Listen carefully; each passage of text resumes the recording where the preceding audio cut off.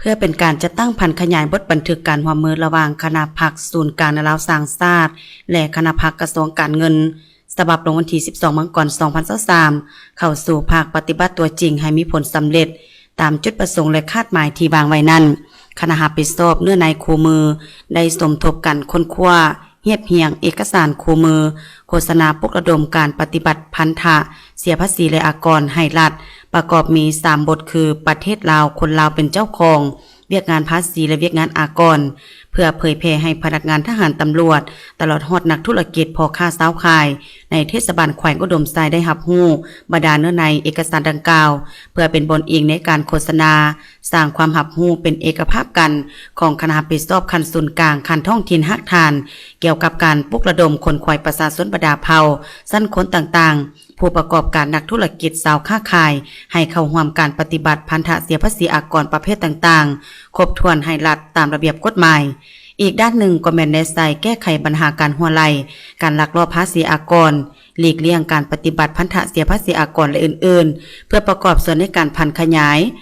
2วลัยแห่งชาติเข้าสู่ตัวจริงโดยเฉพาะแม่นการแก้ไขข้อยุ่งยากทางด้านเศรษฐกิจการเงินเพื่อให้รับรู้เสื่อมซึมอย่างลึกซึ้งและเห็นแจ้งเกี่ยวกับสิทธิเป็นเจ้าของประเทศชาติของตน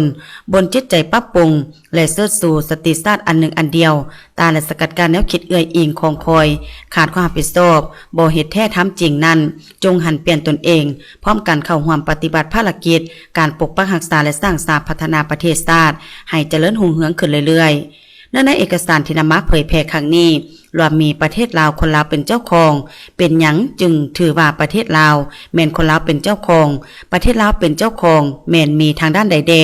สิทธิ์เป็นเจ้าของแม่นมีสิทธิ์หยังสิทธิ์เป็นเจ้าของประเทศชาติระยะผ่านมา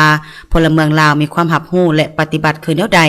อยากเป็นเจ้าของประเทศชาติอยากให้ชาติและตนเองหลุดพ้นจากความทุกข์ยากจะต้องได้เฮ็ดหยังแดเวียกงานภาษีความรู้ทั่วไปวิธีการคิดรายภาษีอากรเวียกงานสวยสากรอากรมูลค่าเพิ่มหรืออมพ VAT และอื่นๆพิธีดังกล่าวจัดขึ้นในวันที่22พฤษภาคม2024ที่สโมสรของแขวงอุดมไซโดยการเข้าร่วมของทานางอิลาวันแก้วบุญพันธ์กรรมการศูนย์กลางภาครองประธานศูนย์การนราสร้างชาติทานอ่อนแก้วอ่อนอารมณ์ของเจ้าแขวงอุดมไซ